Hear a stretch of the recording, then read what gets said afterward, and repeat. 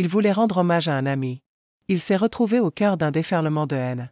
Arthur, animateur emblématique du paysage audiovisuel français, a vécu ce 17 juillet 2025 une journée qu'il n'oubliera pas. Présent aux obsèques de Thierry Ardisson à l'église Saint-Roch à Paris, il a trébuché sur une marche en entrant dans l'édifice. Un geste banal, presque anodin, qui aurait dû se fondre dans le flot d'émotions d'une cérémonie d'adieu. Mais sur les réseaux sociaux, ce simple faux pas a déclenché une tempête inqualifiable. Hier, en arrivant aux obsèques de Thierry Ardisson, j'ai trébuché sur une marche. En échange, j'ai reçu des centaines de messages antisémites. Cette phrase, publiée par Arthur sur son compte Instagram, résume toute l'absurdité du climat toxique qui règne parfois en ligne.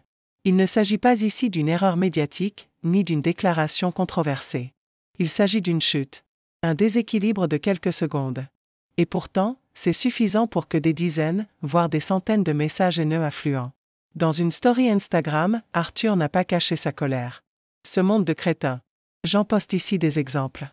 Et si vous ne voyez toujours pas le problème, c'est que vous faites partie du problème. Des mots forts, prononcés avec fermeté. L'animateur de Vendredi tout est permis refuse de se taire. Il expose les insultes, les allusions ignobles, les commentaires à connotation antisémite.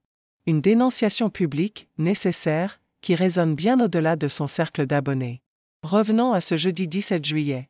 Tandis que de nombreuses figures médiatiques se pressaient à Saint-Roch pour dire adieu à Thierry Ardisson, Arthur faisait partie des personnalités attendues. Il arrive après le corbillard, serre quelques mains, puis se dirige rapidement vers l'entrée de l'église.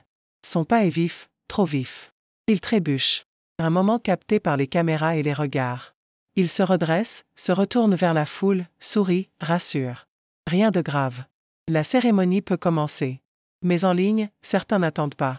Les moqueries fusent. Puis viennent les insultes. Et enfin, les propos antisémites. Arthur, d'origine juive, devient la cible d'attaques insensées. On le traite de tous les noms. On insinue qu'il a manqué de respect au lieu sacré. Certains vont jusqu'à utiliser sa chute comme prétexte pour vomir leur haine.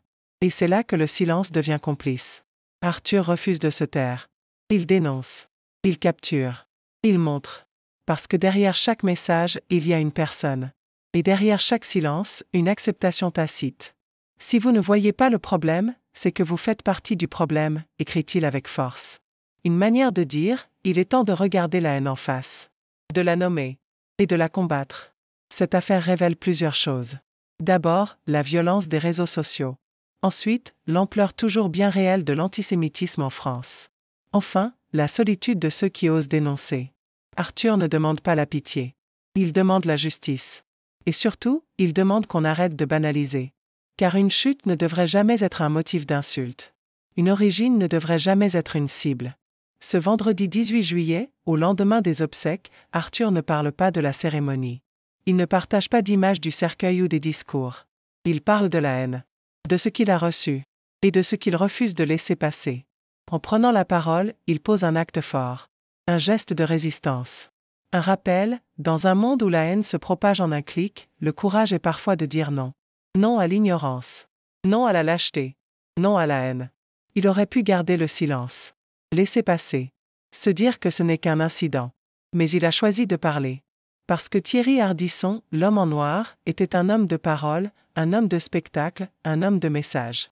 Et qu'il aurait sans doute applaudi ce geste. Alors, Arthur chute. Mais il se relève. Et il parle. Pour lui. Pour les autres.